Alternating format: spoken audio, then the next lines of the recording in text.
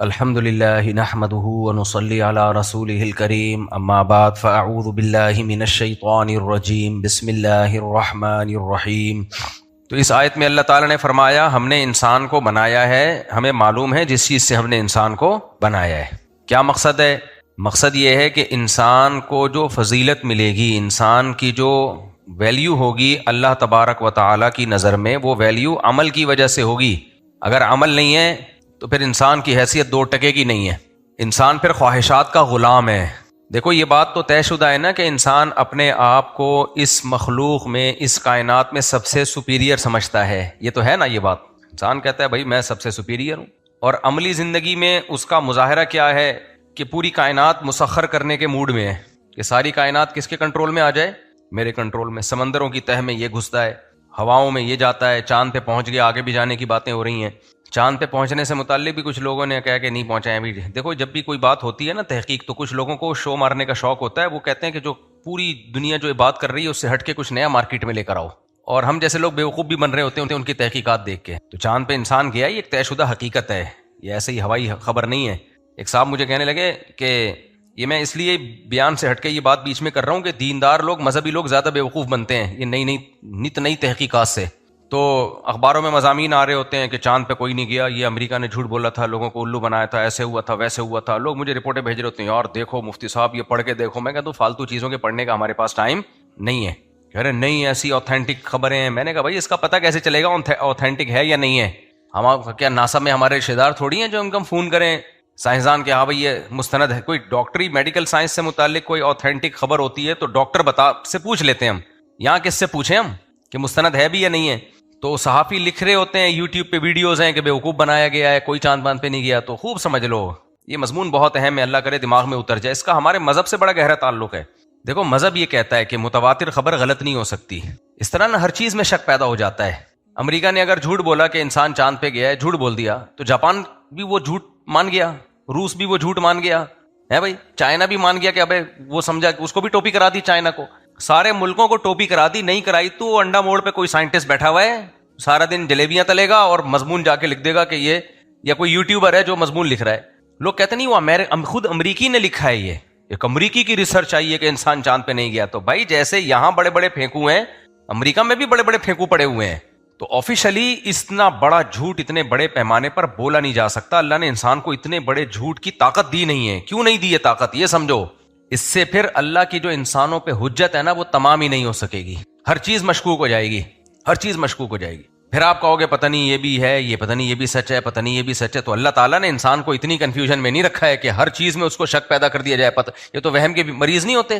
کل ایک خاتون نے مسئلہ پوچھا کہ میرے میاں نے، مجھے کہیں سے مسئلہ پتا چلا کہ شوہر اگر بیوی کو طلاق کا اختیار دے دے تو بیوی کے پاس بھی چلا جاتا ہے اختیار، پھر وہ اگر طلاق دے تو ہو جاتی ہے۔ یعنی جب سے مجھے یہ مسئلہ پتا چلا مجھے وہم ہو گیا کہ میرے شوہر نے کہیں ایسا تو نہیں مجھے اختیار دے دیا ہو۔ دوسرا وہم یہ کہ اختیار دیا ہو اور میں نے طلاق دے دی ہو، تو ڈبل وہم۔ حالانکہ کوئی اختیار دیا نہیں ہے، لیکن ایک وہم یہ کہ کہیں دے تو نہیں دیا، دوسرا وہم یہ کہ دینے کے بعد میں نے کہیں طلاق تو نہیں دے دی ہے۔ میں نے اس بیچاری کو جواب دیا کہ آپ کا علاج میرے پاس نہیں ہے، ڈاکٹر کے پاس ہے، آپ کسی سائیکولوجسٹ کو دکھائیں، وہ وہم کا علاج کرے گا۔ تو ہر چیز میں پتہ ہے شک پڑ جائے گا پھر، ہر چیز میں۔ ایک ملحد نے کہا، ایتھیسٹ، اس نے کہا یہ جو اتنے سارے پیغمبر دنیا میں آئے ہیں، نوح علیہ السلام، عیسیٰ علیہ السلام، موسیٰ علیہ السلام، اس نے کہا یہ ہے ہی نہیں، ان کی یہ کوئی شخصیت تھے ہی نہیں۔ حضرت عیسیٰ ابن مریم کے وجود کا ہی انکار کر دیا اس نے کہا کیا دلیل ہے کہ وہ عیسیٰ بن مریم مسیح، جن کو عیسائی مسیح کہتے ہیں، ہم لوگ عیسیٰ علیہ السلام کہتے ہیں، تو وہ پیغمبر آئے بھی ہیں دنیا میں، دلیل کیا ہے؟ آپ ثابت کر لو گے؟ کیا دلیل ہے آپ کے پاس کہ عیسیٰ ابن مریم دنیا میں آئے تھے؟ بتاؤ نا۔ یہی کہیں گے بھائی اب دنیا پاگل ہے یار، دنیا میں زیادہ تر آبادی عیسائیوں کی ہے، وہ بھی عیسیٰ ابن مریم کو مانتے ہیں کہ وہ تھے پیغمبر۔ پھر اس کے بعد مسلم ہیں، وہ بھی مانتے ہیں کہ عیسیٰ ابن مریم پیغمبر تھے۔ پھر یہودی ہیں، وہ بھی مانتے ہیں کہ عیسیٰ ابن مریم پیغمبر نہیں مانتے لیکن شخصیت مانتے ہیں کہ کوئی شخص آئے تھے جنہوں نے نبوت کا دعویٰ کیا تھا۔ اتنی بڑی آبادی سینہ بسینہ تواتر سے ایک خبر نقل کرتی چلی آ رہی ہے، اور ایک بندہ اٹھ کے کہتا ہے کہ عیسیٰ ابن مریم نام کا کوئی بندہ گزرا ہی نہیں ہے۔ تو آپ کیا لیب میں ثابت کرو گے، لیبارٹری میں جا کے ثابت کرو گے، یا سائنسدانوں کے حوالے دو گے؟ ممکن نہیں ہے نا۔ آپ حوالے دو گے تاریخ کے، تاریخی کتابوں کے، تو وہ کیا جواب میں کہیں گے؟ یہ کتابوں نے، مصنف نے جھوٹ لکھا ہے. تو آپ بولو گے بھائی ایک آدمی جھوٹ لکھ سکتا ہے، دو لکھ سکتے ہیں، جتنے مؤلفین مصنفین سارے عیسیٰ ابن مریم کا، محمد صلی اللہ علیہ وسلم کا، موسیٰ علیہ السلام کا سبھی تذکرہ کر رہے ہوتے ہیں، تو یہ سارے جھوٹ پہ کیسے جمع ہو گئے بھائی؟ تو اس سے پتہ چلتا ہے کہ جو متواتر خبر ہے، دیکھو خبروں کی 3 قسمیں ہوتی ہیں. تھوڑا ٹیکنیکل پیچیدہ مضمون شروع کر رہا ہوں، لیکن اس سے بہت سارے مسائل آپ کے حل ہو جائیں گے، بہت سارے فروعی مسائل بھی اس سے حل ہوتے ہیں. 3 قسمیں ہوتی ہیں جب ہمیں دلیل 2 طرح کی ہوتی ہے. دیر آر 2 ٹائپس آف دلیل. دلیل کسے کہتے ہیں؟ کسی چیز کا ایسا ہونا کہ اس کے ہونے سے کسی دوسری چیز کا تصور ہمارے دماغ میں لازمی طور پہ آ جائے، تو اس پہلی چیز کو دوسری کے لیے دلیل کہا جاتا ہے. پیچیدہ بات کی ہے، تھوڑا سا آسان لفظوں میں سمجھاتا ہوں. دیکھو باہر روشنی ہو رہی ہے یا اندھیرا ہو رہا ہے؟ اندھیرا ہو رہا ہے. اندھیرا ایک ایسی چیز ہے جس کے لوازمات میں سے یہ بات ہے کہ سورج نہیں ہے. سورج ہوتا تو اندھیرا ہوتا، تو یہ اندھیرا دلیل ہے کس کی؟ سورج نہ ہونے کی. سورج نہیں ہے بھائی. اگر روشنی ہو رہی ہوتی، تپتی دھوپ ہوتی، تو تب ہم نے سورج تو دیکھا نہیں، لیکن تپتی دھوپ کو ہم دیکھ کے یقین کر لیتے کہ سورج بولو موجود ہے. اب کوئی کہے لو سورج کو دیکھتے ہو نہیں اور کہہ رہے ہو کہ سورج نکلا ہوا ہے، بن دیکھے ہم سورج پہ کیسے یقین کر لیں؟ تو یہ احمقانہ قسم کی بات ہوگی کہ نہیں ہوگی؟ ہم کہتے ہیں بن دیکھے ہم یقین کر رہے ہیں اس لیے کہ سورج کی ہونے کی جو دلیل ہے اس کو تو ہم اپنی آنکھوں سے دیکھ رہے ہیں نا. سورج کو نہیں دیکھ رہے، لیکن وہ چیز جو سورج کے ہونے کی دلیل ہے اس کو ہم اپنی آنکھوں سے دیکھ رہے ہیں، تو یہ بن دیکھے نہیں کہلائے گی، یہ دیکھ کے نہیں کہلائے گی. بہت ساری اس کی مثالیں ہیں. یہ ہے عقلی دلیل. عقلی کو پتہ ہے، عقل کہتی ہے کہ سورج کی روشنی ہو اور سورج نہ ہو، اٹ ازنٹ پاسبل، یہ ممکن نہیں ہے. سن لائٹ ایک الگ ہی ٹائپ کی لائٹ ہوتی ہے، وہ بلبوں میں وہ لائٹ نہیں ہوتی. تو یہ ہے عقلی دلیل. ایک ہوتی ہے نقل کا مطلب کسی نے بتایا. وہ کیا ہوتا ہے کہ بھائی کسی نے ہمیں یہ بات بتائی ہے، تو آپ کو پتا چلا کہ جی اللہ نہ کرے بولٹن مارکیٹ میں اللہ نہ کرے بم دھماکہ ہوا ہے. آپ نے اپنی کانوں سے نہیں سنا، آپ نے اپنی آنکھوں سے نہیں دیکھا، نہ کوئی سائنسدان ہے ناسا کے، نہ کوئی اس کی تصویریں آئی ہیں، لیکن بولٹن مارکیٹ سے آپ کا جاننے والا دوست آیا تھا، اس نے آپ کو بتایا کہ بولٹن مارکیٹ میں دھماکہ ہوا ہے.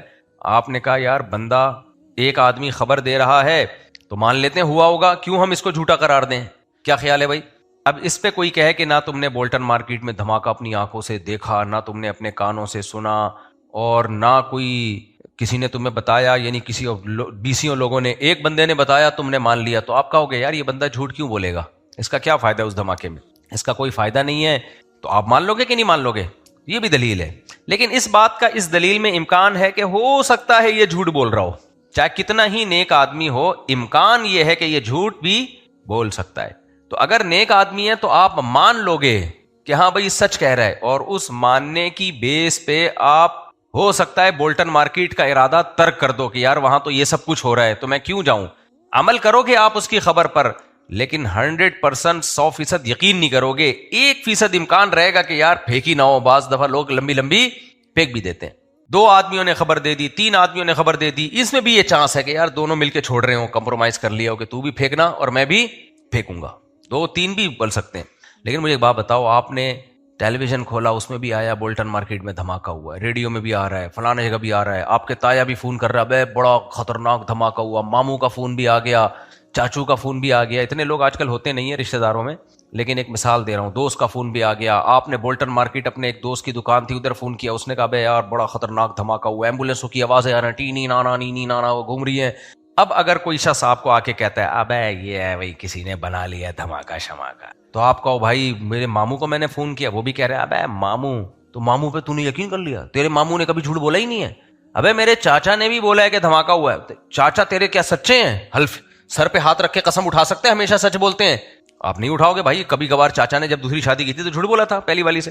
ابے بھائی وہ جیو نیوز کی خبر ہے، ابے کیا جیو نیوز کے حوالے دے گا؟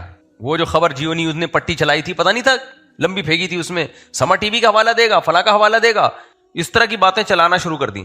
تو بے وقوف آدمی تو اس کی باتوں میں آ جائے گا کہ یار اتنے ثبوت پیش کر دیے اس نے، اس سے پتہ چلتا ہے ہو سکتا ہے یہ سب نے لمبی پھینکی ہو. لیکن عقل مند آدمی کہے گا، سنے گا بھی نہیں ایسی بات. عقل مند کہے گا ٹائم ویسٹ نہ کر بھائی، کوئی اور کام کر لے، جا کے کچھ اور کام کر لے. ٹھیک ہے ایک آدمی جھوٹا ہو سکتا ہے، ایک چینل جھوٹا ہو سکتا ہے، سارے چینلوں پہ خبریں آ رہی ہیں، سارے رشتہ دار بولٹن مارکیٹ میں دوست احباب، اور ان کا آپس میں کوئی رابطہ بھی نہیں ہے، لنک بھی نہیں ہے. اتنے سارے لوگ جھوٹ پہ جمع نہیں ہو سکتے، چاہے وہ نیک ہوں یا برے ہوں. سمجھتے ہو کہ نہیں سمجھتے؟ ایسی خبر کو جس کا جھوٹ پہ جمع ہونا عقلاً ممکن ہی نہ ہو، ایسی خبر کو اصطلاح میں کیا کہا جاتا ہے؟ خبر متواتر. یہ لفظ یاد رکھ لینا، کام آئے گا. کیا کہا جاتا ہے؟ خبر متواتر. یہ یاد رکھنے سے بہت سے شرعی مسائل حل ہوتے ہیں. دیکھو اسلام جو ہم تک پہنچا ہے وہ کیا لیب کے ذریعے پہنچا ہے یا ناسا والوں نے پہنچایا ہے، سائنسدانوں نے پہنچایا ہے؟ وہ انسانوں نے پہنچایا ہے نا. کیا خیال ہے؟ اور کوئی ویڈیوز بھیجی ہم تک، یہ خبر ہے، اس خبر تک پہنچا ہے نا. خبر در خبر در خبر. اسلام میں سب سے پہلی چیز کہاں سے شروع ہوتی ہے بھائی؟ محمد ابن عبداللہ صلی اللہ علیہ وسلم 1400 سال پہلے عرب میں پیدا ہوئے. یہ ہمیں کس نے بتایا؟ لوگوں نے بتایا، ہم سے پہلے لوگوں نے بتایا، تاریخ دانوں نے بتایا. جس کتاب میں پڑھا بھائی عرب میں محمد ابن عبداللہ پیدا ہوئے تھے، آپ کی والدہ کا انتقال ہو گیا 6 سال کی عمر میں، والد دنیا میں آنے سے پہلے چلے گئے. یہ ساری خبریں 1400 سال سے پرانی ہمارے ابا نے ہمیں بتائی. حالانکہ ابا نے یہ سب منظر اپنی آنکھوں سے نہیں دیکھا، نہ اماں نے ہمیں بتائی، اماں نے بھی نہیں دیکھا، لیکن پھر بھی ہم مان لیتے ہیں. کیوں بھائی؟ ایک بندہ نہیں ہے، جتنے مورخین ہیں، حتیٰ کہ وہ غیر مسلم بھی کیوں نہ ہو، سب یہی خبر نقل کرتے چلے آ رہے ہیں. ایسا ہوا ہے. اب اس میں تاریخوں میں اختلاف ہو سکتا ہے کہ فلاں تاریخ کو پیدا ہوئے یا فلاں تاریخ کو. وہ خبر واحد سے ثابت ہے، خبر واحد. کوئی کہتا ہے فلاں تاریخ کو، کوئی کہتا ہے فلاں تاریخ کو، لہذا اس میں آپ اختلاف کرو. لیکن کوئی پاگل اٹھ کے کہے کہ محمد صلی اللہ علیہ وسلم نامی کوئی شخصیت پیدا ہی نہیں ہوئے، محمد بن عبداللہ نام کے معاذ اللہ کوئی شخص پیدا ہوا ہی نہیں ہے، تو آپ کیا جواب دو گے اس کو؟ آپ بولو گے تیرا دماغ خراب ہو گیا ہے. وہ کہے گا میرا دماغ خراب ہو گیا، دلیل سے ثابت کر. کیسے ثابت کرو گے دلیل سے؟ آپ بولو گے بھائی اتنے لوگ بے وقوف ہیں. وہ جواب میں کہے ہاں بے وقوف ہیں. تو آپ کیا کہو گے؟ بھائی تو بے وقوف ہو سکتا ہے اکیلا، اتنے سارے لوگ مختلف جگہوں سے ایک ہی خبر نقل کرتے چلے آ رہے ہیں، وہ غلط نہیں ہو سکتے. پھر وہ جواب میں کہے ہو سکتے ہیں، تو آپ کے پاس کوئی جواب ہوگا؟ بحث ختم کرنی پڑے گی. اذا خاطبهم الجاهلون قالوا سلاما. یہ کہہ کے آپ نکل جاؤ گے بھائی تو نہ مان.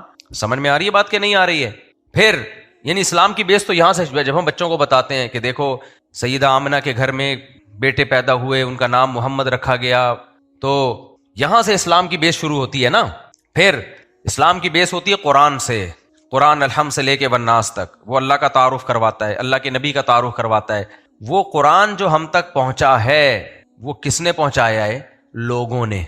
کس نے پہنچایا ہے؟ لوگوں نے. اور ایسا پہنچایا ہے کہ کوئی اختلاف نہیں ہے اس میں. حالانکہ جن لوگوں نے پہنچایا ان کے آپس میں اختلافات بھی تھے، صحابہ کرام کے درمیان بھی سیاسی لڑائیاں ہوئی ہیں کہ نہیں ہوئی ہیں. پھر صحابہ کے بعد فرقے بھی بنے کہ نہیں بنے ہیں؟ صحابہ کے دنیا سے جانے کے بعد 2 فرقے تو وجود میں آ گئے تھے، شیعہ سنی. یہ تو اسی وقت کے ہیں نا. یہ لڑائیاں بھی ہوئیں، اختلاف بھی ہوئے، جھگڑے بھی ہوئے، سیاستیں بھی ہوئیں، خلافتیں آئیں بھی گئیں بھی، پوری دنیا میں مسلمان پھیلے. قرآن الحمد سے لے کے والناس تک سیم. کیا خیال ہے بھائی؟ کیوں؟ جن صحابہ نے نبی سے جیسا سنا انہوں نے تابعین کو آگے ویسا بتایا. حالانکہ صحابہ کے دور میں بہت پھیل چکے تھے، اور پہلے زمانے میں جب مختلف ملکوں میں لوگ جاتے تھے تو اس طرح نہیں ہوتا تھا جیسے آج ہوتا ہے کہ جا کے بھی تعلقات ہیں. نا نا نا نا. اگر کوئی کوفہ گیا ہے تو 4 سال کے بعد کوفہ سے آئے گا، وہ 4 سال تک اس کا کوئی رابطہ نہیں ہے. کوئی بصرہ گیا، کوئی افریقہ گیا، کوئی کہاں گیا، تو بالکل اس کلچر میں جا کے گم ہو گئے. لیکن قرآن سیم. تو اب کوئی غیر مسلم بھی جب کہے گا نا کہ یار تمہارا قرآن جو تم نے نبی سے نقل کیا ہے وہ ہر جگہ سیم ہی ہے، اس کا مطلب یہ سچا ہے، اس میں تحریف بولو نہیں ہوئی ہے. اس میں تحریف نہیں ہو سکتی.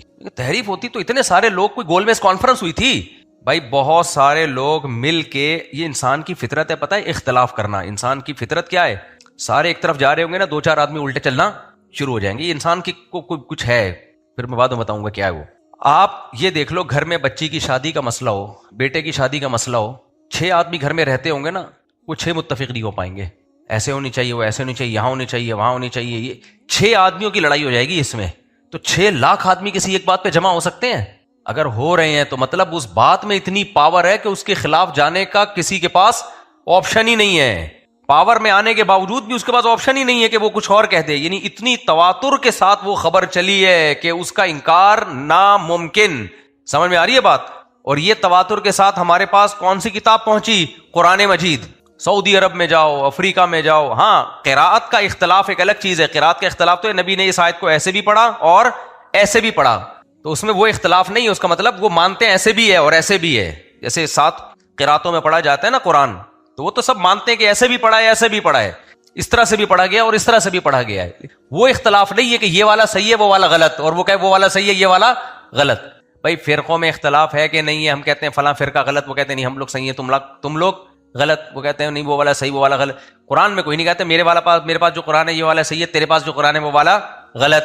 کیوں؟ تواتر سے. کیا ہے بھائی؟ بولتے کیوں نہیں؟ متواتر. تو تواتر میں غلطی نہیں ہو سکتی، امپاسبل. اگر کوئی کہتا ہے نا نت نئی تحقیق لاتا ہے کہ تحریف ہوئی ہے تو وہ پاگل ہے. وہ کیا ہے؟ اس کی کھوپڑی کیا ہو گئی ہے؟ آؤٹ ہو گئی. اسی طرح خوب اچھی طرح سمجھو، کچھ مسائل ایسے ہیں، مسائل شریعت کے احکامات ایسے ہیں جو تواتر سے ثابت ہیں. اچھا پہلے میں ایک اور مسئلہ بیان کر دوں. جب ایک آدمی کی خبر تواتر کے خلاف ہو تو وہ آدمی کتنا ہی سچا ہو، آپ کی عقل کیا کہتی ہے؟ اس آدمی کی بات مانیں گے یا تواتر کی بات مانیں گے؟ خبر متواتر کو مانیں گے؟ بولو نا. مثال کے طور پر آپ کا بھائی بولٹن مارکیٹ سے آیا، 6:05 پہ دھماکہ ہوا. وہ کہہ رہے میں 6:05 پہ وہاں پہ تھا، کوئی دھماکہ نہیں ہوا. جیو نیوز میں چل رہا ہے دھماکہ ہوا. تایا کو فون کیا، دھماکہ ہوا. چاچا کو اب دھماکہ ہو نہ جائے، اللہ سب کو محفوظ رکھے. چاچا کو فون کیا، دھماکہ ہوا. سما ٹی وی میں چل رہی ہے پٹی، دھماکہ ہوا. ساری دنیا کہہ رہی ہے، امریکہ تک سے مذمتی بیان آ گیا، ہم اس دھماکے کی مذمت کرتے ہیں، اگرچہ ہم نے کروایا لیکن ہم اس دھماکے کی مذمت کرتے ہیں. تو سب جگہ سے بیان آ گیا. لیکن آپ کے چاچو بہت نیک آدمی ہے، وہ کہہ رہے ہیں نہیں ہوا یار، یہ سب جھوٹ بول رہے ہیں. تو آپ کس کی بات کو مانو گے؟ چاچو کی نہیں مانو گے. ہاں یہ ہوگا کہ یا تو اس کے بعد سے چاچو کو جھوٹا کہنا شروع کر دو گے، یا آپ بولو گے بھائی چاچو کو اس وقت کوئی ہو سکتا ہے چاچی کی محبت میں پاگل ہو گئے ہوں اور چاچی کے خیالات میں اتنا گم بیٹھے ہوئے ہوں کہ ان کو دھماکے کا پتہ چلا ہی نہ ہو. ایک انسان کے ساتھ بہت کچھ ہو سکتا ہے یار. تو جب بھی خبر واحد اور متواتر میں ٹکراؤ ہوگا تو پلڑا کس کا بھاری ہوگا؟ متواتر کا. اس کو تو ریجیکٹ کر ہی نہیں سکتے. تو جیسے قرآن ہمارے پاس تواتر سے پہنچا ہے نا، ایسے کچھ شرعی احکام بھی تواتر کے ساتھ پہنچے ہیں.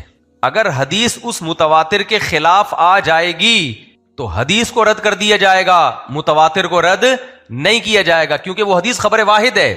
سمجھتے ہو کہ نہیں سمجھتے؟ وہ حدیث خبر واحد ہے. یہاں لوگ کہتے ہیں لو نبی کی بات کو رد کر رہے ہیں، استغفر اللہ. بھائی نبی کی بات ہم نے خود اپنے کانوں سے تھوڑی سنی ہے. نبی کی بات نقل کرنے والے راوی ہیں اور ایک پوری سند ہے، فلاں نے فلاں سے سنا، فلاں نے فلاں سے سنا، فلاں نے فلاں سے سنا.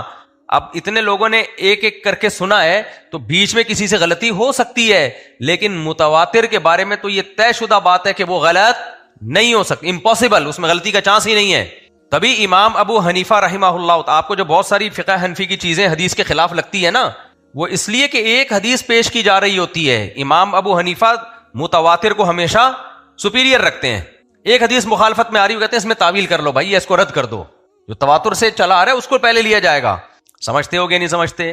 تھوڑا سا علمی بیان ہو رہا ہے، تھوڑا سا خشکا، لیکن یہ بہت اہم ٹاپک ہے، اس کو سمجھو اچھی طرح اور آپ کی زندگی میں کام آئے گا. یہ آپ کو یہ جو نئی تحقیقات آتی ہیں نا، وہ الو نہیں بنو گے اس پہ. چاند پہ نہیں پہنچا اور پھر آگے چلا رہا ہے اس کو. کورونا کے دنوں میں تو ایسی تحقیقات مارکیٹ میں پکوڑے والوں نے پیش کی ہیں. پوری دنیا کے ڈاکٹر ایک طرف، سائنٹسٹ ایک طرف، ویکسینیں بنانے پہ اربوں خربوں روپے خرچ ہو رہے ہیں. یار یہ وبا آ رہی ہے بھائی، ہمارے یہاں ایک سائنٹسٹ پیدا ہو رہا ہے. ابے کچھ بھی نہیں ہے، بیکار کی باتیں. ایک رپورٹ، ایک ٹیلی ویژن چینل ہے، یوٹیوب کا نام نہیں لوں گا میں، وہ جب بھی لاتا ہے لمبی لاتا ہے. وہ لا رہا ہے ایک ایسی، بھائی یہ تو وہ تھا، ایک فلم بنائی تھی کورونا کراؤن کے نام پہ، تو اس میں کورونا دکھایا گیا تھا، فلانا تھا. ہمیں لوگ بھیجتے تھے، ہم کہتے تھے بھائی یہ سب چیزیں، روس کے ڈاکٹر بھی پاگل ہو گئے ہیں، امریکہ کے ڈاکٹر بھی پاگل ہو گئے ہیں، چائنا کے ڈاکٹر بھی پاگل ہو گئے ہیں.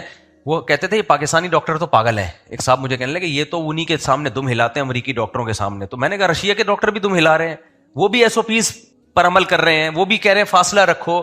جاپان والے کہہ رہے ہیں فاصلہ رکھو، جرمنی والے کہہ رہے ہیں فاصلہ. یہ سب بے وقوف بن گئے. نہیں بنے تو انڈا موڑ پہ اور پٹیل پاڑا پہ اورنگی ٹاؤن پہ، یہاں کوئی بے وقوف نہیں بن رہا. یہاں سب کہہ رہے ہیں سازش ہو یا نہیں ہو یہ ایک الگ بحث ہے، لیکن بیماری تو تھی نا.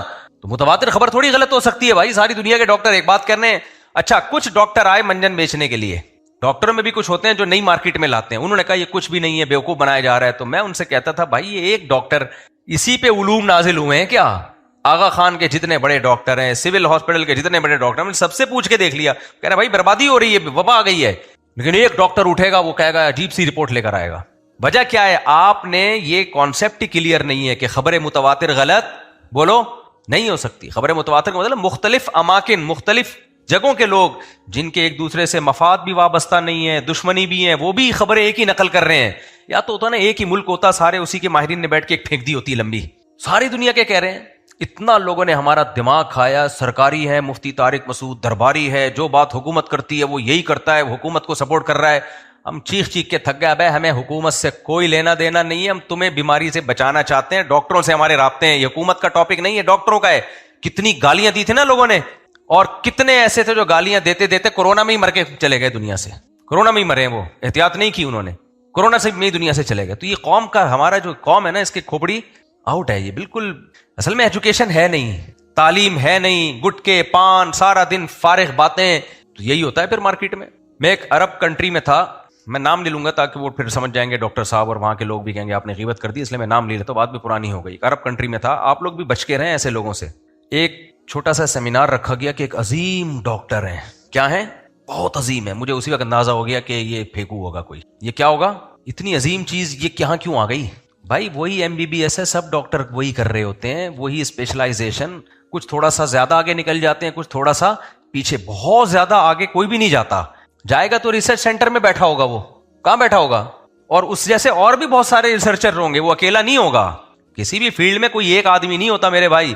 بہت انہوں نے کہا مفتی صاحب آج جو سیمینار ہے اس میں جو ڈاکٹر صاحب آ رہے ہیں بہت عجیب، آپ سنو آپ کو لگے گا یار کوئی الگ ہی ہے یہ، اس کو گاڈ گفٹڈ ہے اس کے پاس کچھ. میں ایسے منجنوں سے کبھی بھی الحمدللہ متاثر بولو نہیں ہوا. آپ کہو گے یہ دینی بیان ہو رہا ہے، ابھی بتاؤں گا میں. دینی بیان ہی ہو رہا ہے، دینی بیان ہی ہو رہا ہے. میرا کام ہے مثالوں سے بات سمجھانا. نظریہ میرے ذہن میں وہ دینی ہی ہوتا ہے جو آپ کے کھوپڑی شریف میں ڈالنا ہوتا ہے. ہم جب وہاں بیٹھے، کرسیاں لگیں، تو وہ آئے ڈاکٹر صاحب. سب سے پہلے تو ڈاکٹر کی اپنی صحت دیکھ کے میں نے کہا کہ یہ بہت کوئی عظیم ہی چیز ہے. یہ اتنے باریک ڈاکٹر تھا وہ. مجھے ہمارے محلے میں ایک حکیم صاحب ہوا کرتے تھے، 100 سال تو جیے ہوں گے. وہی حکیم کمبخت خود کچھ اور کھاتے ہیں، ہمیں کچھ اور کھلاتے ہیں. عوام کو کھلائیں گے وہ سونے اور چاندی کے کشتے وشتے ان کے گردے خراب کرنے کے لیے، خود الگ چیزیں بنا کے کھا رہے ہوتے ہیں. حکیم 100 سال زندہ رہتا ہے، لیکن حکیم سے علاج کرنے والا 50 سال سے زیادہ نہیں چلتا. حکیم میں نے بہت دیکھے 90-99 سال کے. تو وہ جو تھے نا، تو وہ ہمارے محلے میں ایک حکیم تھے، وہ واقعی بڑے اچھے حکیم تھے، دہلی کے، انڈیا کے، اور 100 سال جیے ہیں وہ. بڑے نیک آدمی تھے واقعی. وہ ان لوگوں میں نہیں تھے کہ 2 نمبر. وہ مجھے کہتے تھے بیٹا ایک بات یاد رکھنا، موٹا فقیر اور دبلا حکیم ان پہ کبھی اعتماد مت کرنا. فقیر ہے تو کم بخت اتنا موٹا کیوں ہے تو، اور حکیم ہے تو اتنا باریک کیوں ہے تو؟ اپنی صحت تو بنا نہیں سکا، دوسروں کو کیا صحت دے گا تو؟ ابھی جم ٹرینر آ رہے ہوتے ہیں کچھ یوٹیوب پہ، یہ کرو پھر یہ کرو. آدمی ان کی اپنی فزیکل فٹنس دیکھتا ہے، آدمی حیران ہو جاتا ہے بھائی کہ تو اپنے آپ کو تو دیکھ تو.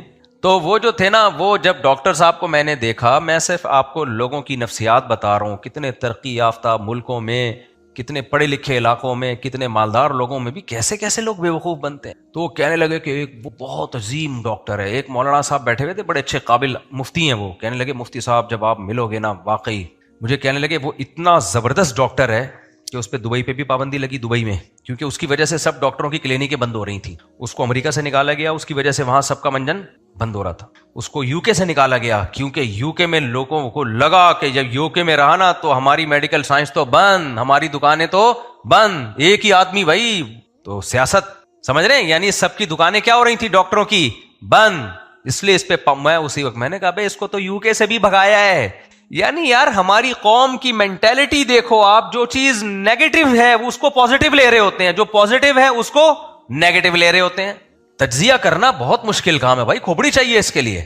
حضرت مولانا اشرف علی تھانوی رحمہ اللہ تعالیٰ کے ایک ملفوظ نظر سے گزرا. میں تو بیانات میں کئی بار یہ بات کہہ چکا تھا، لیکن انہوں نے جس طرح سے ملفوظ میں بتایا نا، وہ مزہ بہت آیا اس میں. میں اکثر بیانات میں کہتا تھا ہمارے پیغمبر صلی اللہ علیہ وسلم کے برحق ہونے کی دلیل، ایک بہت بڑی دلیل یہ کہ آپ کی سیرت میں تکلف نہیں تھا. آپ کی سیرت میں تکلف نہیں، کبھی آپ نے بشریت سے اونچا ہونے کا دعویٰ نہیں کیا. ہمیشہ انما انا بشرم مثلکم، میں تمہاری طرح کا انسان ہوں، یہی کہا نا آپ نے.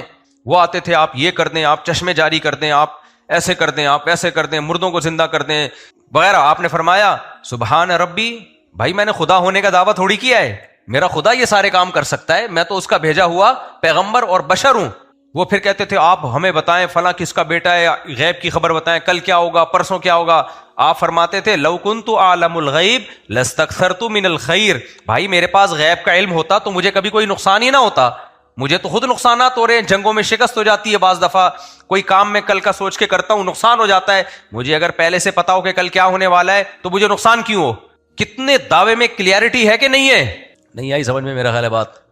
کوئی مذہبی آپ نے اسکالر دیکھا جو 2 نمبر ہو اور وہ اپنی ایسی نفی کرتا ہو اپنی ذات کی؟ کوئی دیکھا آپ نے؟ شوف سرکار کو دیکھ لو. آپ شوف سرکار کے پاس جاؤ کہ میری والدہ کی بینائی چلی گئی ہے, میں چاہتا ہوں واپس آ جائے. وہ کہے گا کہ میں تو تمہاری طرح کا انسان ہوں, اگر میرے ہاتھ میں لوگوں کی بینائی لانا ہوتا تو میں آغا خان میں لوگوں کے آنکھوں کا یہ کسی آئی اسپیشلسٹ کے پاس بیٹھا ہوتا. یہ کہتا نا وہ. آپ شوف سرکار کے پاس جاؤ کہ حضرت آپ نے پھونک لگا کے فلاں کا گھٹنا ٹھیک کر دیا, حضرت میرا گھٹنا بھی ٹھیک کر دیں. پھونک سرکار اگر اوریجنل 1 نمبر پیر ہوتا تو وہ کہتا بھائی میری پھونکوں میں اگر اتنی طاقت ہوتی تو میں سلنڈر بھروا کے آغا خان ہاسپٹل میں رکھ لیتا. پھونکوں کے سلنڈر جو بھی آتا آغا خان والے اس پہ اسپرے کرتے اور اس کے گھٹنے ٹھک کر کے ہول سیل کے حساب سے گھٹنے جڑتے لوگوں کے. یہ کہتا نا. مجھے لگ رہا ہے آپ لوگ کے سمجھ میں نہیں آ رہا. جتنے عامل ہیں اوٹ پٹانگ لمبی لمبی پھینکتے ہیں, آپ ان کے پیر و مرشد کے پاس چلے جاؤ, جو جاہل پیر ہیں ان کی بات کر رہا ہوں. آپ جاؤ حضرت میرے سر پہ بال نہیں آ رہے, تو اس کو چاہیے جواب میں کیا میں کیا ہیئر ٹرانسپلانٹیشن کا ڈاکٹر ہوں کیا ہے؟ لوگ مجھ سے آگے پوچھتے ہیں میری 2 شادیاں ہو گئی, کوئی طاقت کی دوا بتا دیں. میں کہتا ہوں میں کوئی حکیم ہوں, میں کوئی ڈاکٹر ہوں بھائی. لوگ مجھ سے آگے پوچھتے ہیں نا کاروبار, میں کوئی کاروباری مشورے دیتا ہوں؟ میرے اپنے کاروبار نہیں کتنے ڈوبو چکا ہوں میں. آپ ان جاہل پیروں کے پاس جائیں, سب کچھ انہی کے پاس ہے, سب کچھ. وہ واقعہ نہ رہ جائے وہ جو میں سنا رہا تھا وہ ڈاکٹر صاحب کا نا, پھر اس سے آگے میں آؤں گا, ایک ٹرن ماروں گا. ایک ٹاپک ہے وہ جو میں نے دماغ میں ابھی میرے نازل ہوا ہے دماغ میں وہ. تو آپ جتنے یہ وہ کیا کس کی بات کر رہا تھا میں, پیروں مرشد سرکار کو دیکھ لو, یہ جتنے بدعتی پیر ہیں ان کو دیکھ لو, بیٹھے ہوں گے پھینکتے جائیں گے. بھائی تمہاری پوزیشن ہے کیا, تم ہو کیا؟ ہمارے نبی سے پوچھتے تھے غیب کے آپ کل کی بات بتائیں پھر ہم آپ کو نبی مانیں گے. فرمایا بھائی کل کی بات تو اللہ جانتا ہے, میں تھوڑی جانتا ہوں. اور اتنی وضاحت کر دی, دیکھو اگر میں کل کی باتیں جانتا ہوتا تو مجھے کبھی نقصان ہوتا ہے؟ کبھی بھی نقصان نہیں ہوتا. مجھے تو پتا چل جاتا یہ کام کرنے سے یہ نقصان کا خطرہ ہے, میں نہیں کرتا. تم دیکھ رہے ہو مجھے بھی نقصان ہوتا ہے. پھر وہ کہتے تھے آپ تو بازاروں میں خریداری کرتے ہیں. بھائی آپ کے پاس تو فرشتے ہونے چاہیے تھے, آپ بازاروں میں جاتے ہیں, شاپنگ بھی کرتے ہیں, خریداری بھی کرتے ہیں. تو نبی نے فرمایا تو کیا ہو گیا, میں تو بشر ہوں, انسان تو خریداری بھی کرے گا. کیا خیال ہے بھائی, اس کی اولاد بھی ہوگی.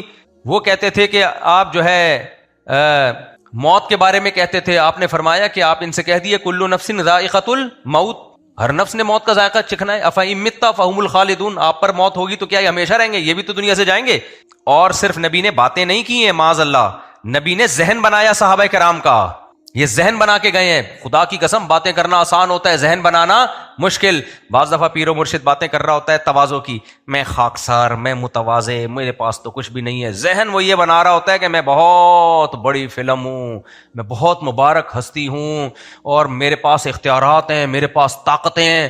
لہذا توحید کی دعوت دے رہا ہوگا, مرے گا تو اسی کی قبر پہ سجدے کر رہے ہوتے ہیں لوگ, کیونکہ ذہن ایسا بنا کے گیا ہوتا ہے وہ.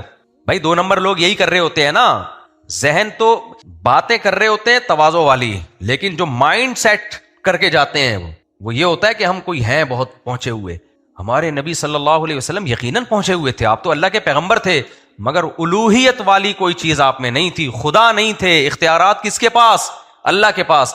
آپ نے ذہن بنایا میرے مرنے کے بعد میری قبر کو سجدہ گاہ مت بنانا. بعض دفعہ انسان ایسے بھی کہہ دیتا ہے تواضعاً کہہ دیتا ہے نا, پیر و مرشد تو چاہتا ہے میرے مرنے کے بعد میری قبر پہ سجدے ہوں, وہ تواضعاً کہہ دے گا دیکھو سجدہ نہیں کرنا, توحید پرست بنو. اندر سے چاہ رہا ہوگا کیا ہو, سجدے ہوں. لیکن ہمارے نبی نے امکان ہی ختم کر دیا. فرمایا اللہ یہود و نصارہ پر لعنت کرے جنہوں نے اپنے پیغمبروں کی قبروں کو سجدہ گاہ بنایا. اب لعنت کے بعد تو آپشن کیا ہو گیا, کس قدر سخت تنبیہ, ان پر لعنت ہو جو انہوں نے اپنے پیغمبروں کی قبروں کو عیدگاہ بنایا, سجدہ گاہ بنایا. سمجھتے ہو کہ نہیں سمجھتے؟ تو یہ جو دعوے میں کلیئرٹی ہے نا, دعویٰ ایک ہی ہے, میں اللہ کا بھیجا ہوا پیغمبر, میرا کام اللہ کا پیغام تم تک پہنچانا. پھر وہ کہتے تھے بھئی اللہ نے فرشتے کو کیوں نہیں چنا؟ بھئی اللہ سے پوچھو, میں کیوں بتاؤں. تو اللہ نے وحی نازل کی, لو کان فی الارض ملائکۃ یمشون مطمئنین, بھئی زمین میں اگر فرشتے رہتے تو ہم فرشتے کو نبی بنا کے بھیجتے. رہتے انسان ہیں تو ان کا جو مینٹور ہوگا, ان کو جو گائیڈ کرنے والا ہوگا, وہ بھی کون ہوگا؟ انسان ہوگا. جنس سے مائل ہوتی ہے نا. دیکھو یہاں کوئی جن بٹھا دو بیان کرنے کے لیے, بیٹھے گا کوئی فرشتہ آ جائے بیان کرنے کے لیے, تو بیان میں تو بڑی اچھی باتیں کرے گا. ہم کہیں گے تو فرشتہ ہے, نہ تجھے بھوک لگتی ہے, نہ تیری کوئی ملازمت ہے, تو صبح تک بھی بیٹھا رہے گا نا, تیرے پاس بہت ٹائم ہے, تو تکبیر اولا سے نماز ہی پڑھنی ہے تو نے. انسان ہو جس کو پراٹھے بھی کھانے ہیں, نماز بھی پڑھنی ہے, گیس وضو بھی بچانا ہے اس نے پراٹھے کھا کے, گوبھی کے پراٹھے کھا کے وضو بچانا کتنا مشکل کام ہے. میں تبھی جی گوبھی کے پراٹھے کبھی نہیں کھاتا میں. یار خود سوچو, پیاز کی بدبو برداشت نہیں کی گئی ہے, گوبھی کے پراٹھوں کی بدبو کون برداشت کرے گا؟ تو اس لیے یہ چیزیں جب کھایا کرو کسی محفل میں نہیں جایا کرو.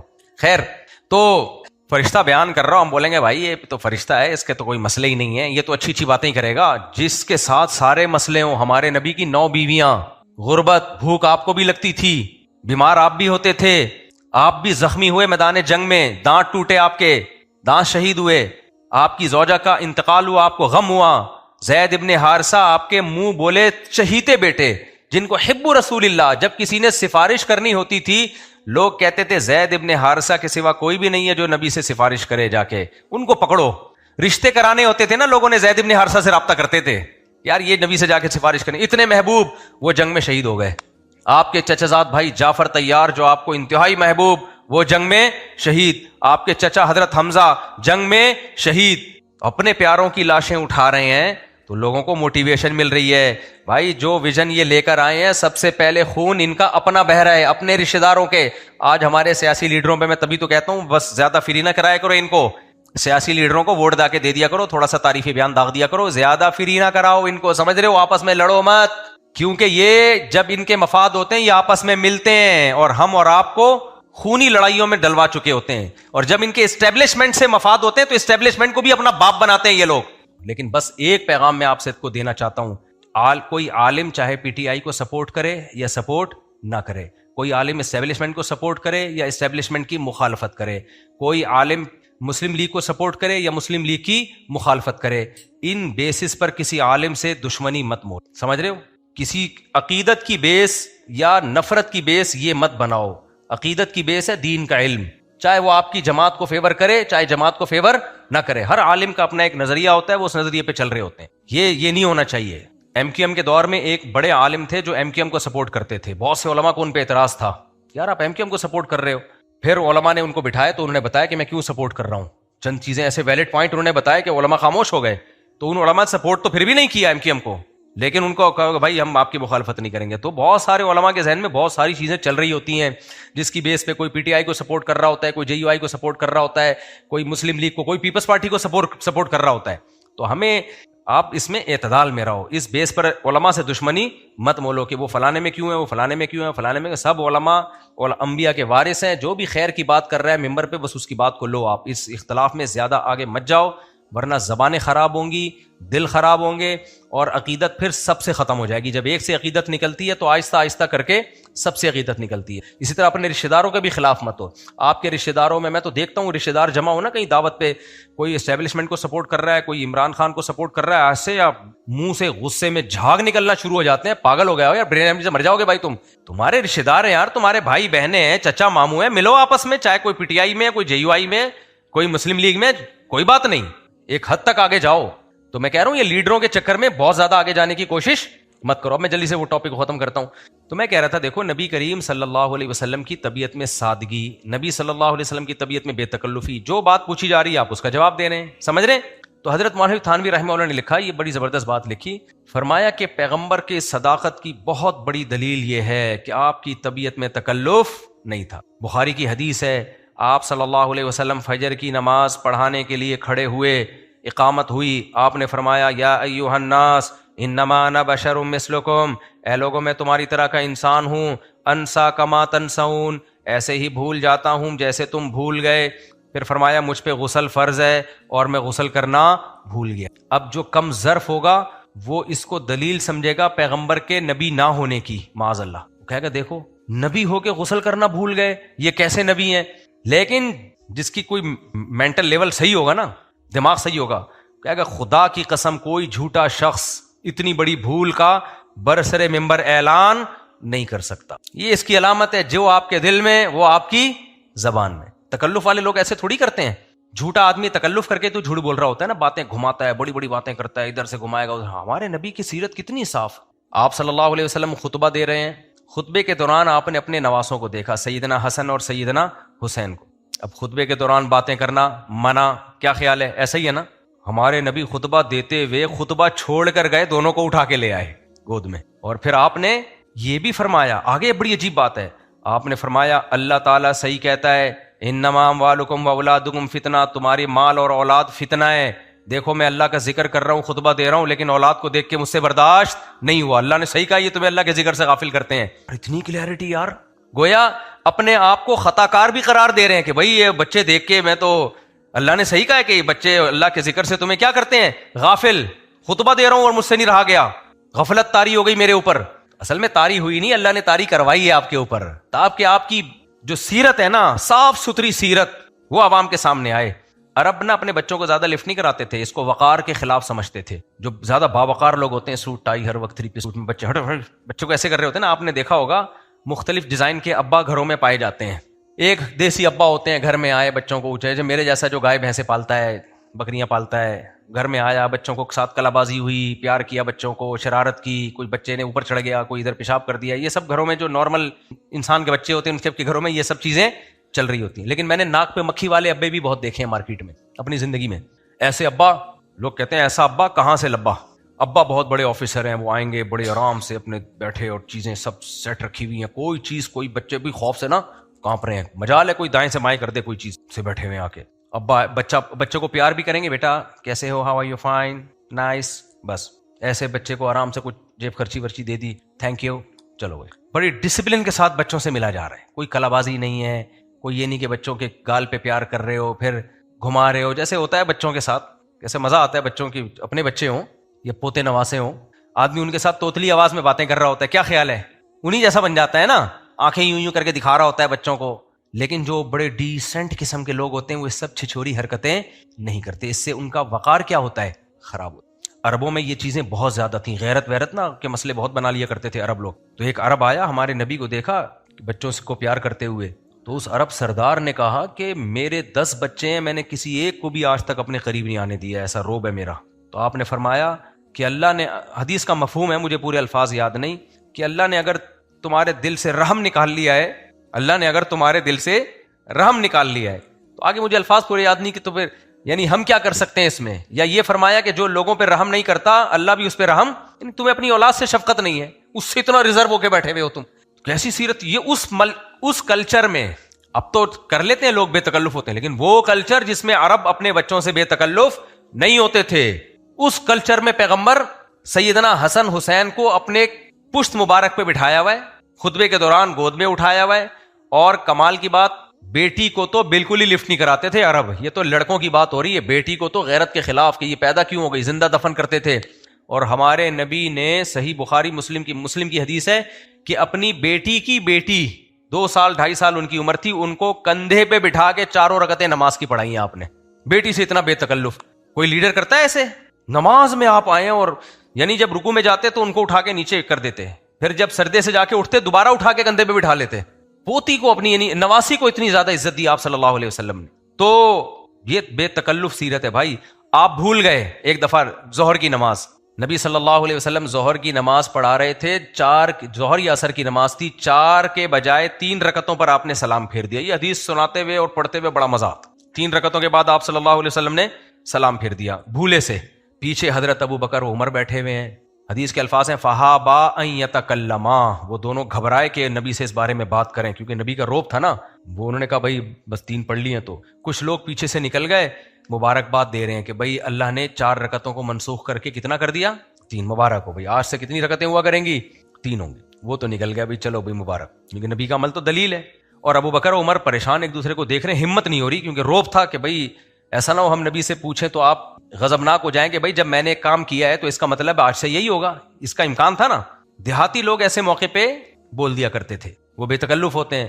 تو ذوالیدین ایک صحابی تھے جن کا نام تھا ہاتھوں والے، یعنی لمبے ہاتھ تھے ان کے. تو انہوں نے صف میں بیٹھے بیٹھے زور سے آواز بلند کی، اقصرت الصلاۃ ام نسیت یا رسول اللہ، کہ نماز میں اللہ نے کمی کر دی ہے یا رسول اللہ آپ بھول گئے ہیں، آپ کو بھول ہو گئی ہے. آپ نے بڑے کانفیڈنٹلی فرمایا کل ذالک لم یکن، نہ میں نماز میں بھولا ہوں نہ اللہ نے کمی کی ہے، یعنی میں نے پوری 4 پڑھائی ہیں، نہ اللہ نے نماز میں کمی کی ہے نہ میں بھولا ہوں. بھائی 4 رکعتیں ہوئی ہیں. اب صحابہ تو اور خاموش، لیکن وہ صحابی نے کہا نہیں، قد کان بعض ذالک، کچھ تو یقیناً ہوا ہے، یا آپ بھولیں یا نماز میں کمی ہوئی ہے، دونوں میں سے ایک کام ہوا ہے لازمی۔ اب دیکھو نہ ہمارے نبی کو غصہ آیا اس پہ، حالانکہ جب آپ نے یہ کہہ دیا کہ نہ میں بھولا ہوں اور نہ نماز میں کمی ہوئی ہے، تو آگے سے اب تو جواب نہیں بنتا تھا نا، بھائی پیغمبر کہہ رہے ہیں نہ میں بھولا ہوں نہ میں نماز میں کمی ہوئی ہے، تو اب اگر صحابی دوبارہ کہیں نہیں کچھ تو ہوا ہے لازمی، دونوں میں سے ایک کام تو 100% ہوا ہے، یا اللہ نے 4 کی 3 کر دی ہیں، یا آپ 4 کے بجائے 3 پہ آپ نے سلام پھیر دیا، کچھ تو ہوا ہے۔ اب تو غصہ آنا چاہیے نا۔ کوئی پیر ہو، جاہل پیر، وہ ایک کانفیڈنٹلی کوئی بات کہے نہیں ہوا، اگلا کہ ہوا ہے، آپ کیا کہ میں تیرے کو بیوقوف نظر آ رہا ہوں، جاہل پیر یہی کہے گا نا، تو سب کے سامنے میری بےزتی کرانے کے لیے بیٹھا ہوا ہے یہاں پہ، چراغ لگائے گا چماٹ دبا یہاں سے۔ لیکن ہمارے نبی صلی اللہ علیہ وسلم نے کوئی نہیں، بھائی انسانوں میں سے بھول ہو سکتی ہے، اور بعض دفعہ بھول کے انسان سمجھتا ہے کہ نہیں بھولا میں۔ تو جب ان صحابی نے اتنے کانفیڈنٹلی کہا نا کہ کچھ تو ہوا ہے یقیناً، یا تو آپ بھولے ہیں یا اللہ نے 4 کی کتنی کر دی ہیں 3، پھر آپ نے صحابہ سے بولا آپ بتاؤ بھائی کیا ہوا ہے، وہی نا خبر متواتر، بھئی ایک آدمی کی خبر غلط بھی تو ہو سکتی ہے، پیچھے اور بھی تو نمازی تھے، آپ سب بتائیں۔ سب نے کہا آپ نے 3 رکعتیں پڑھی۔ سب نے کیا کہا؟ کوئی بات نہیں، انما انا بشرم مثلکم، میں بھی انسان ہوں بھائی، غلطی ہو سکتی ہے۔ پھر آپ نے سجدہ سہو بھی کیا، 1 رکعت بھی الگ سے پڑھائی آپ صلی اللہ علیہ وسلم نے۔ تو جو عقل مند لوگ ہیں وہ ان تمام باتوں کو نبی کے نبی ہونے کی دلیل سمجھتے ہیں، جھوٹے لوگ ایسے نہیں ہوتے، اور احمق اور کم ظرف لوگ سمجھتے ہیں کہ یہ کیسے نبی ہیں بھائی، یہ تو بھول بھی رہے ہیں، اور بھولنے کے بعد یاد دلانے پر یاد بھی نہیں آ رہا، غسل کرنا بھول رہے ہیں، یہ کیا بات ہے یار، آپ کا تو وقار کے خلاف ہے، اپنے بچوں کو کندھوں پہ بٹھایا ہوا ہے، خطبہ دے رہے ہیں، اپنے بچوں کو نماز میں سردے کی جگہ اپنی پشت پہ بٹھایا ہوا ہے، اور اپنی بیٹی کی بیٹی کو لا کے نماز پڑھا رہے ہیں، یہ تو وقار کے خلاف ہے۔ پیغمبر تو ایسے نہیں ہونا چاہیے ان کو، تو دیکھو دنیا میں جتنے بڑے بڑے لیڈر گزرے ہیں، یہ جو جنگی لیڈر ہوتے ہیں، کیسا ان کا ایک روب دبدبا ہوتا ہے، یہ اس طرح کے نہیں کر رہے ہوتے، یہ ان میں ایسا ظرف نہیں ہوتا ہے۔ گھر کی سیرت دیکھ لو نبی صلی اللہ علیہ وسلم کی، آپ کے گھر کی سیرت، آپ کے گھر کے باہر کی سیرت، جنگوں میں آپ کی تدبیریں، تو ایک بات ہمیں پتہ چلتی ہے، آپ صلی اللہ علیہ وسلم کی زندگی تکلفات سے کیا تھی؟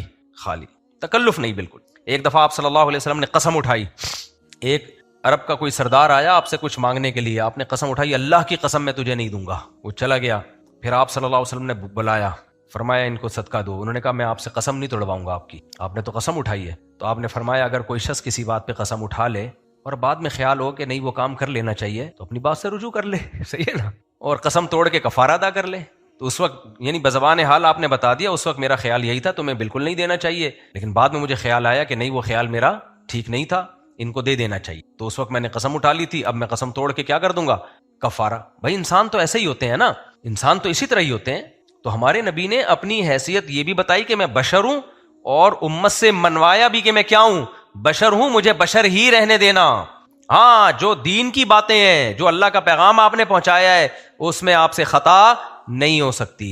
تبھی حدیث میں آتا ہے کہ اس زبان سے حق کے سوا کچھ نہیں نکلتا، چاہے میں غصے میں ہوں چاہے میں غصے میں نہ ہوں۔ جیسے ہم تو غصے میں ہوتے ہیں، جو باطل بات کہہ دیتے ہیں نا، بعد میں رجوع کرتے ہیں، لیکن ہمارے نبی نے ایسا نہیں ہے کہ غصے میں آپ نے کوئی شرعی مسئلہ بتایا ہو، بھائی کسی کو صدقہ دینا ہے یا نہیں دینا، اس کا شریعت سے براہ راست تعلق نہیں ہے نا، یہ تو انسان کی ذاتی رائے پر ہوتا ہے، اس میں رائے تبدیل بھی ہو سکتی ہے، لیکن شریعت کے جو جائز ناجائز حلال و حرام بتائیں وہ کس کا پیغام تھا؟ وہ اللہ کا، اس میں آپ سے غلطی نہیں ہو سکتی۔ ان ہوا الا وحی یوحی، وہ وہی ہے جو اللہ کی طرف سے نازل ہوتی ہے۔ سمجھتے ہو کہ نہیں سمجھتے ہو؟ تو میں یہ بتا رہا تھا کہ ہمارے نبی نے ایسے دعوے نہیں کیے۔ آج میں نے بخاری کی حدیث طلبہ کو پڑھائی ہے کہ ایک یہودی کا صحابی رسول سے بحث ہو گئی۔ یہودی نے کہا کہ اس ذات کی قسم جس نے موسیٰ کو فضیلت دی تمام پیغمبروں پر، کچھ اس طرح کی حدیث تھی، آج ہی پڑھائی ہے لیکن مجھے پورے الفاظ یاد نہیں آ رہے اس کے، کیونکہ حدیث بہت سارے طرق سے مروی اور بہت مختلف طرح کے متون ہیں۔ تو جب انہوں نے کہا نا انہوں نے موسیٰ علیہ السلام کو نبی صلی اللہ علیہ وسلم پر فضیلت دی، تو صحابی رسول نے ایک تھپڑ لگا دیا یہودی۔ صحابی رسول غیرت آ گئی کہ ہمارے نبی کا مقام تو سب سے زیادہ ہے، اتنی زور سے تھپڑ لگایا۔ تو یہودی آیا نبی کے پاس کہ انہوں نے مجھے مارا ہے تھپڑ، تو آپ صلی اللہ علیہ وسلم نے صحابی کو بلا کے تنبیہ فرمایا مجھے موسیٰ پر فضیلت مت دو۔ کیسی تواضع تھی۔ فرمایا جب قیامت قائم ہوگی نا تو انبیاء اللہ کے عرش کی طرف جائیں گے، تو میں جب عرش کی طرف جاؤں گا تو میں دیکھوں گا موسیٰ علیہ السلام پہلے ہی عرش کے پائے کو پکڑ کے کھڑے ہوئے۔ فرمایا مجھے معلوم نہیں ہے کہ اللہ تعالیٰ نے موسیٰ علیہ السلام کو مجھ سے پہلے زندہ کیا قیامت کے دن، ام جزیہ بساقۃ طور، یا کوہ طور پہ جو موسیٰ علیہ السلام بے ہوش ہوئے تھے نا، اللہ نے کہا تھا کہ تم مجھے نہیں دیکھ سکتے، تو موسیٰ علیہ السلام نے کہا تھا میں دیکھوں گا، اور پھر بے ہوش ہو گئے تھے، تو اس بے ہوشی کے بدلے میں اللہ نے یہ آپ کو ایوارڈ دیا ہے کہ آپ عرش پہ مجھ سے پہلے پہنچ چکے ہوں گے۔ کیسی تواضع ہے بھائی۔ آپ مجھے بتاؤ، میں پیر ہوتا، آپ کا مقابلہ کسی دوسرے مرید سے ہو رہا ہوتا، وہ کہتا ہمارا پیر مفتی طارق مسعود سے افضل ہے، آپ کہتے ہیں نہیں آپ تھپڑ لگا دیتے، وہ میرے پاس آتا، میں کہتا صحیح تھپڑ لگایا، بالکل بالکل، بلکہ 2 تھپڑ میری طرف سے بھی، میں اس کا پیر ہوں تو میں ہی سب سے بہتر ہوں، تو مجھے، حالانکہ ہمارے نبی سب سے بہتر ہے تمام پیغمبروں میں. تو صرف تواضع تھی نا کہ بھائی نام لے کے مجھے کیوں فضیلت دے رہے ہو موسیٰ کلیم اللہ پر. مقصد حدیث کا یہی تھا کہ نام لے کے مقابلے مت کرو، اجمالی بات کیا کرو. اللہ نے ہمارے نبی کو تمام پیغمبروں کا سردار بنایا، نام لینے میں دوسرے پیغمبر کی توہین ہے. اب کوئی نام لے، دیکھو ہم کہتے ہیں یہ فلاں عالم کے پاس بہت علم ہے، ٹھیک ہے بھائی بہت علم کا ہے، فلاں عالم کے پاس فلاں مولانا سے بھی زیادہ علم ہے، فلاں مولانا سے بھی زیادہ، وہ فلاں مولانا آ جائیں گے، ابے تو ہمیں کیوں نیچے دکھا رہا ہے یار، کیا خیال ہے بھائی؟ بس یہ بتا دے فلاں کے پاس بہت علم ہے تو ہمارے. یا آپ ایک عورت کہہ رہی ہے کہ میرا شوہر جو ہے بہت اچھا ہے، تیرے شوہر سے بھی اچھا، فلانے کے شوہر سے بھی اچھا، فلانے، تو عورتیں کہیں گی نا تم اپنے شوہر کی تعریفیں کرو، ہماری اگر عورتیں غیرت مند ہوگی تو کہیں گی ہمارے میاں کی برائی مت کرو. تو مقابلے کرنے سے منع کیا ہے نبی صلی اللہ علیہ وسلم نے. یہ نبی صلی اللہ علیہ وسلم کی تواضع. اسی طرح حدیث میں آتا ہے لا تفضلونی علی یونس ابن متی، یونس علیہ السلام پر مجھے فضیلت مت دو. کیوں ہوا کیا ہے؟ یونس علیہ السلام مچھلی کے پیٹ میں چلے گئے تھے نا، اللہ کی پرمیشن کے بغیر اپنی قوم کو چھوڑ کے چلے گئے، تو اللہ نے تنبیہ کے طور پہ مچھلی کے پیٹ میں ڈال دیا. تو قرآن نے اس واقعے کو بیان کیا ہے اذ ابق الی الفلک المشحون، جب وہ بھاگے، فرار ہوئے، یہ الفاظ استعمال کیے. تو اس سے یونس علیہ السلام کی کسی کے دل میں توہین آ سکتی ہے کہ یار وہ تو پیغمبر ہو کے بھی اللہ کی اجازت کے بغیر چلے گئے. تو ہمارے نبی نے اس کا علاج کیا کہ نا نا نا، یونس علیہ السلام کی توہین نہیں آنی چاہیے، اللہ اور یونس کا معاملہ الگ ہے. فرمایا ایسا نہ ہو، کیونکہ ہمارے نبی نے کوئی کام اللہ کی پرمیشن کے بغیر نہیں کیا. تو کوئی کہہ سکتا تھا بھائی یونس علیہ السلام تو دعوت کے کام میں لگے رہے اور اللہ کی پرمیشن کے بغیر قوم کو چھوڑ کے چلے گئے، اور ہمارے نبی تو احد میں اپنی قوم کے مشکل وقت میں بھی کھڑے رہے. تو یہ ہو سکتا تھا نا، لوگ اس طرح سے کمپیئر کریں، اس سے یونس علیہ السلام کی فضیلت کم ہوگی. تو اس لیے آپ نے فرمایا یونس ابن متی پر مجھ کو فضیلت مت دو. ان کے والد کا نام متی تھا. تو یہ بھی تواضع ہے نبی صلی اللہ علیہ وسلم کی. تو حضرت حکیم الامہ نے لکھا ہے، بالکل صحیح لکھا ہے کہ سچا آدمی وہی ہوتا ہے جو بے تکلف ہو، اور جو جھوٹے ہوتے ہیں وہ باتوں کو گھماتے ہیں. تو وہ کہتے ہیں میں ہی کرتے رہتے ہیں ہر وقت بیٹھ کے. وہ میں کسی عرب کنٹری کے ڈاکٹر کا بتا رہا تھا، تو انہوں نے کہا دبئی میں بھی ماشاءاللہ ان پہ پابندی لگ گئی، الحمدللہ یو کے میں بھی، کیونکہ اتنی بڑی شخصیت ہیں کہ سب ڈاکٹروں کی دکانیں کیا ہو رہی تھیں، بند ہو رہی. مجھے اندازہ ہو گیا کوئی بہت بڑی فلم آئی ہے مارکیٹ میں. خیر جب میں گیا پھر انہوں نے علاج بتایا، فلاں بیماری کا یہ علاج ہے، فلاں بیماری کا، جو ہم نے کبھی سنے بھی نہیں. تو میں تو نہیں بیٹھا گیا، اٹھ کے جانے لگا. لوگوں نے مجھے بٹھایا، میں نے کہا یار پھینک رہا ہے اس کو، تم لوگ اس سے کہتے ہیں نہیں اس کے ہاتھ میں اللہ نے بڑی شفا رکھی ہے. میں نے کہا تمہارے لیے رکھی ہوگی بھائی، یہ کون سی ایک چیز آئی ہے. تو جیسے ڈاکٹروں میں کوئی ایک ڈاکٹر آئے اور سب ڈاکٹروں کو کہے کہ یہ سارے میرے خلاف اس لیے ہو گئے ہیں کہ ان کی دکانیں بند ہو رہی ہیں، تو تواتر ان زیادہ ڈاکٹروں کے ساتھ ہے. تواتر ایک صحیح نہیں ہو سکتا میرے بھائی. ایک کو صحیح قرار دے کر سارے ڈاکٹروں کو آپ بولو گے یہ پاگل ہو گئے ہیں، ایسا نہیں ہو سکتا. حکیم آتے ہیں یوٹیوب پہ دیکھ لو، میں وہ چیز لے کر آیا ہوں بھائی، کوئی حکیم نہیں بتائے گا تمہیں. کیوں نہیں بتائے گا؟ وہ مریخ سے آئے ہوئے لوگ ہیں، وہ اس زمین میں پیدا نہیں ہوئے. تو کیا لے کر آیا ہے جو کوئی نہیں بتائے گا؟ تیرے پر الگ سے کوئی 5ویں آسمانی کتاب نازل ہوئی ہے؟ اب میں اصل ٹاپک اسی طرح یاد رکھو، جب کوئی مذہبی اسکالر ہوتا ہے نا کہ میں آپ کو بتا رہا ہوں یہ بات آپ کو کوئی بھی نہیں بتائے، سمجھ لو یہ بھی کیا ہے، منجن. پروفیسر غامدی صاحب کو جب آپ سنیں گے نا تو آپ کو لگے گا یہی ٹھیک ہے، باقی سارے علماء صلحاء دنیا میں غلط. تو تواتر غامدی صاحب کے ساتھ ہے یا باقی علماء کے ساتھ ہے وہ بتاؤ بھائی. یہ کیسے ہو سکتا ہے کہ پورا اسلام ایک آدمی پہ ڈیپینڈ کرنا شروع کر دے یار، کہ یہ نہ ہوتا تو اسلام ہی گیا تھا، یہ ہے تو اسلام ہے. وہ ہر آیت کی وہ تشریح، وہ ہر حدیث کی وہ تشریح. آپ بتاؤ یہ تو کوئی بھی تشریح نہیں کرتا. یا آپ کہاں سے لے کر آئے ہیں؟ کہہ رہے میں کسی کی تشریحات کو نہیں مانتا. وہ اس کو فخر سے کہتے ہیں، اور لوگ اسی چیز کو پازیٹیو لے کے جاتے ہیں کہ یار بندہ ہے، وہ کسی کی تشریح کو نہیں مانتا، کسی کی تفسیر کو نہیں مانتا. کوئی فقہا کیا کہتے ہیں، محدثین کیا کہتے ہیں، نہیں کہتے ہیں بھائی میں نے دین کو سمجھا، ان سب لوگوں کو سائڈ پہ لگا کے میں نے اپنی عقل سے خود سمجھا ہے، یہ ہے بندہ. حالانکہ یہ چیز نیگیٹو ہے، یہ پازیٹیو نہیں ہے. لیکن اس نیگیٹو کو آپ کیا کے لے کے جا رہے ہو، پازیٹیو لے کے. جیسے وہ ڈاکٹر صاحب کے گھر جمع ہو گئے تھے سارے لوگ، ساری باتیں نیگیٹو کر رہا ہے، مجھے دبئی سے بھی نکال دیا، اور لوگ کہہ رہے ہیں یار تھا یار کوئی کہ دبئی کے ڈاکٹروں کی بھی دکانیں بند کر دی تھی، اتنا پہنچا ہوا تھا. یہ یو کے سے بھی اس کو نکال دیا، لندن کے ڈاکٹروں کی دکانیں بند کر رہا ہے. تو سارے تو ادھر ہی جا رہے ہیں. میں اکیلا تھا اور میرے ساتھ ایک ڈاکٹر کے بھائی تھے، وہ بھی کہہ رہے ہیں یار میری سمجھ میں نہیں آ رہا. میں اکیلا اور ایک ڈاکٹر کے بھائی. میں نے کہا یار یہ چیزیں تو نیگیٹو ہیں، کیوں نکالا تجھے دبئی سے؟ بھائی تجھے لندن سے بھی نکال دیا، تجھے فلاں جگہ سے نکال دیا، اب ہمیں بیوقوف بنانے کے لیے تو یہاں آیا ہوا ہے. تو آپ کو میں جو سمجھانا چاہ رہا ہوں، کچھ چیزیں نیگیٹو ہوتی ہیں، لوگ اس کو کیا لے کے جا رہے ہوتے ہیں، پازیٹیو. کچھ پازیٹیو ہوتی ہیں، لوگ اس کو لے کے جا رہے ہوتے ہیں نیگیٹو. سمجھتے ہو کہ نہیں سمجھتے؟ لوگ مجھے بھی کہتے ہیں مفتی صاحب حنفی ہیں, یہ نیگیٹو ہے. بھائی یہ پازیٹو ہے, اس لیے کہ چاروں فقہ صدیوں سے چلتے آ رہے ہیں, ہم نے کوئی پانچواں فرقہ نہیں نکالا, انہی میں جڑے ہوئے ہیں. یہ پازیٹو ہے, اور جو ان سے ہٹے گا وہ پانچواں نیا نکالے گا, اور پھر اس کا شاگرد کوئی اور نیا لے کر آئے گا, اس کا شاگرد اور نیا لے کر آئے گا. یہ اسلام آج تھوڑی آ رہا ہے, صدیوں سے آ رہا ہے. جو صدیوں سے اسلام چلا آ رہا ہے وہ ٹھیک ہے, یا آج جو لوگ لے کر آ رہے ہیں وہ ٹھیک ہو سکتا ہے؟ نہیں آ رہی میرے خیال ہے بات سمجھ میں. ایک دفعہ ایک آدمی نے کہا یہ آدمی اتنا تیز دماغ ہے اس کا, یہ کیوں تقلید کرتا ہے؟ تو شکر ادا کرو میں مقلد ہوں, ورنہ میں ریسرچ کر کے غامدی صاحب کا ریکارڈ توڑ دینا تھا میں نے. تم لوگ غامدی صاحب کو بھول جاتے, ایسی ایسی چیزیں مارکیٹ میں لا رہا ہوتا میں.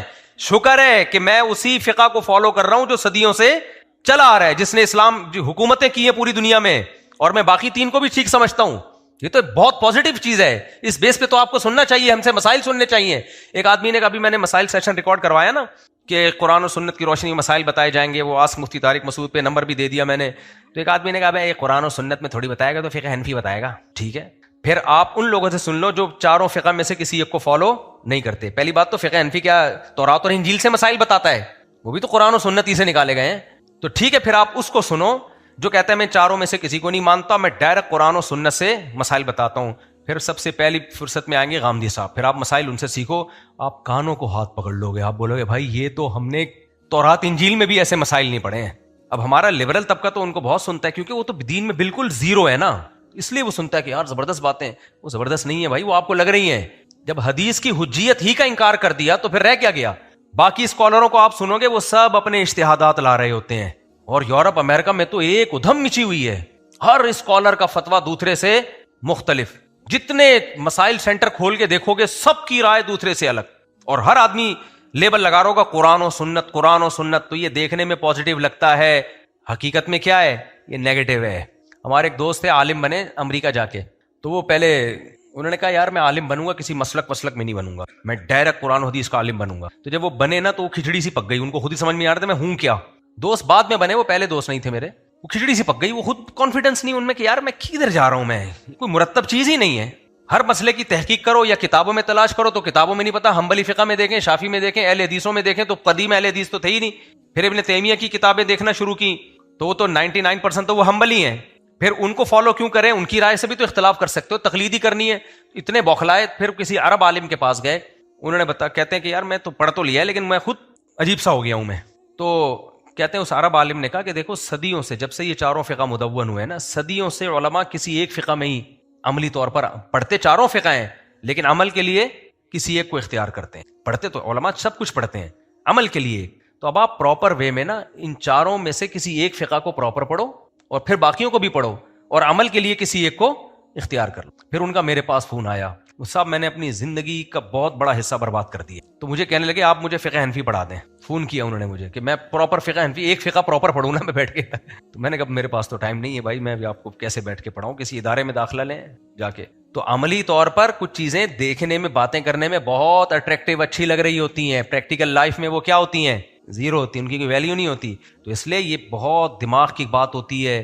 دیکھو اور آسان میں مثالوں سے بات سمجھاتا ہوں. آپ کے ہاں کوئی داماد جب آتا ہے رشتہ لینے کے لیے, بھی داماد بنا نہیں ہے, سیدھی باتیں کر رہا ہوگا نا آپ کو برا لگے گا, باتوں کو گھما رہا ہوگا آپ کو کیا لگے گا, ہوتا ہے کہ نہیں ہوتا. میں اپنی مثال دے دوں, دینے میں کوئی حرج نہیں. پرانی بات ہے, 2000 ایک دفعہ میری شادی کب ہوئی تھی, 2008 یا 2009 کی بات ہوگی. یہ واقعہ میں پہلے بھی بیان کر چکا ہوں. میں گیا تو میں نے جب پیغام بھیجا تو انہوں نے کہا آپ کے تو نکاح میں پہلے سے زوجہ بھی ہے, بچے بھی ہیں, تو آپ کیوں کر رہے ہیں.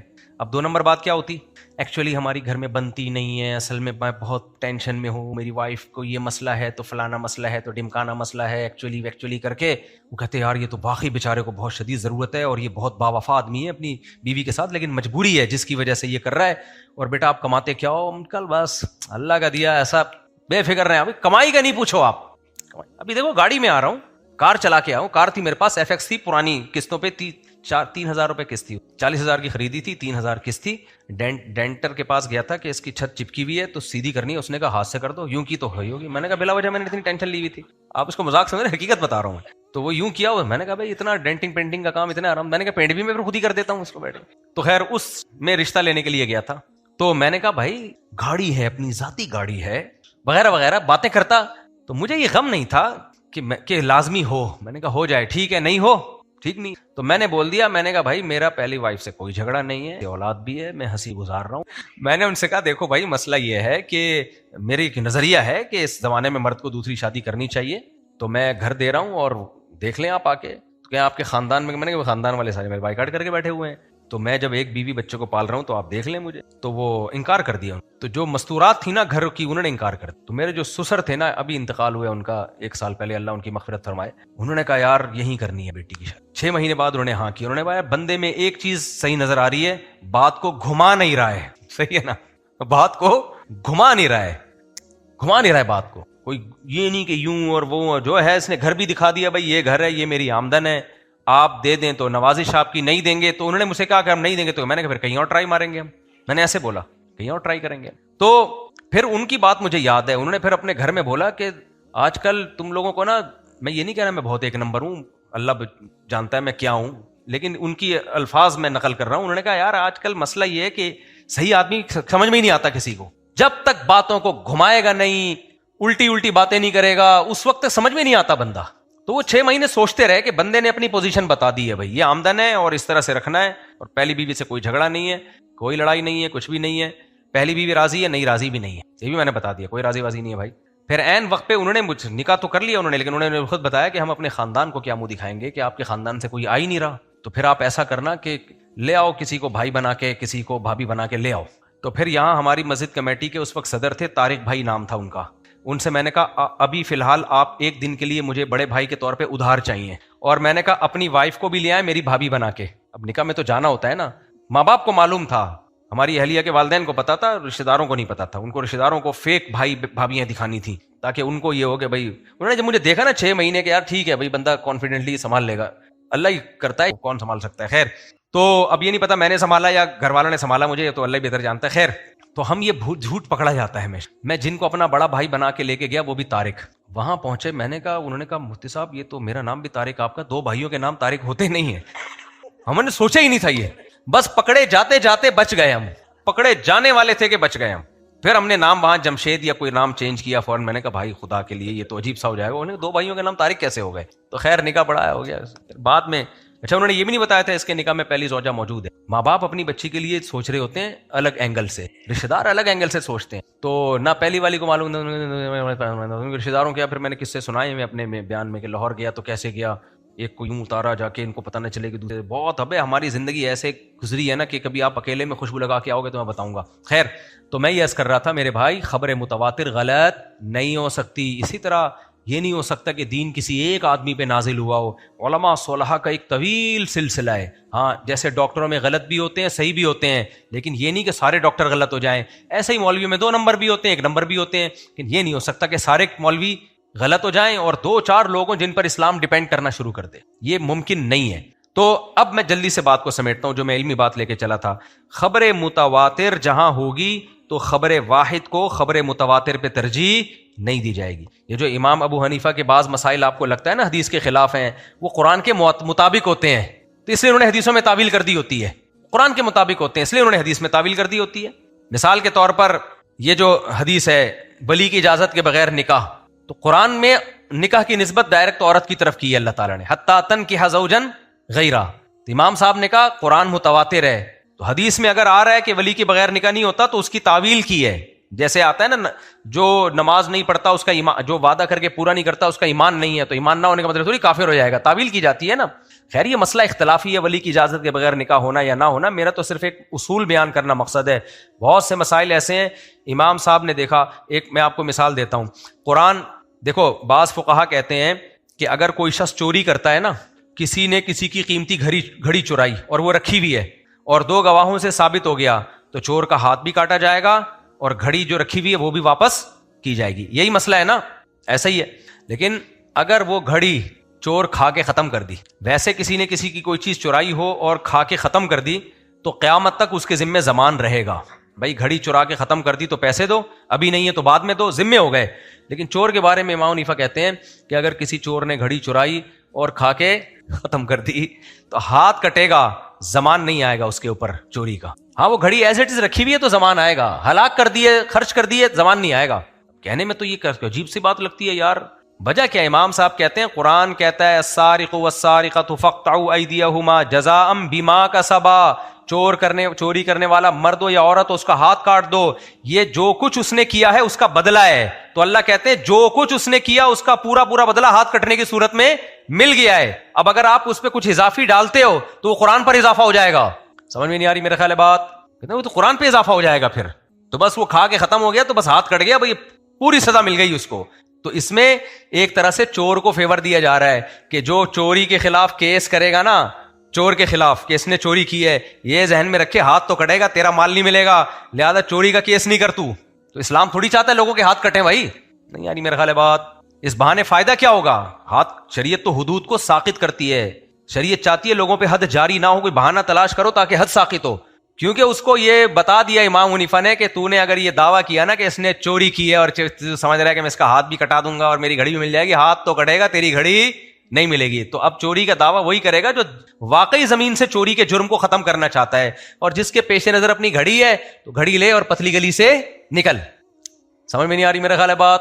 تو اس لیے جو مجتہدین اور فقہا سوچتے ہیں نا، ہم وہاں تک سوچ سکتے نہیں ہیں، ہمارے اندر وہ صلاحیت ہے نہیں، اور ہر پتھر سے جب ہٹاؤ گے ایک نیا اسکالر نکلتا ہے کہ میں ہوں جو قرآن و حدیث کی روشنی میں مسئلے حل کروں گا، اور یہ مفتی طارق مسعود تو حنفی ہے، فلانا تو شافعی ہے، فلانا تو حنبلی ہے، فلانا تو یہ ہے۔ تو جو چیز پازیٹیو تھی اس کو نیگیٹو بنا دیا، اور جو نیگیٹو تھی اس کو کیا بنا دیا؟ بولو، پازیٹیو بنا۔ تو یہ چل رہا ہے مارکیٹ میں۔ اللہ تعالیٰ سے دعائی کر سکتے ہیں اللہ تعالیٰ ہدایت دے، عمل کی توفیق عطا فرمائے۔ مغرب سے عشاء کا وقت اتنا زیادہ لمبا ہو گیا ہے کہ میں تھک جاتا ہوں بول کے، اب بس کر لیتے میرا خیال ہے۔ تو میں جو ٹاپک لے کے چلا تھا بس اس کو سمیٹ دیتے ہیں کہ اللہ نے جو قرآن میں فرمایا نا کہ ہمیں معلوم ہے کہ ہم نے انسان کو کس چیز سے بنایا، وہ ٹاپک اصل میں یہ تھا جس پہ کئی ہفتے بیان ہو چکا ہے کہ انسان کو خواہشات کی بیس پہ فضیلت کبھی بھی نہیں ہو سکتی۔ آج پوری دنیا اس پہ چل رہی ہے کون زیادہ اچھا کھاتا ہے، کون زیادہ اچھا پہنتا ہے، کس کی گاڑی اچھی ہے، کس کی گھڑی اچھی ہے۔ تو بھائی یہ تو جانور بھی خواہشات کے پیچھے چلتے ہیں۔ اللہ دو چیزوں کو دیکھتا ہے، علم تمہارے پاس کتنا ہے، شریعت کا علم، اور اس پر عمل کتنا ہے۔ علم اور عمل ہے تو اللہ کی نظر میں آپ اشرف المخلوق ہیں۔ اگر علم اور عمل نہیں ہے تو انسان جو اپنے آپ کو فنٹر سمجھ رہا ہے، پوری کائنات مسخر کر رہا ہے، ہو سکتا ہے کائنات مسخر تو ہو جائے لیکن آخرت میں اس کا حساب دینا پڑے گا۔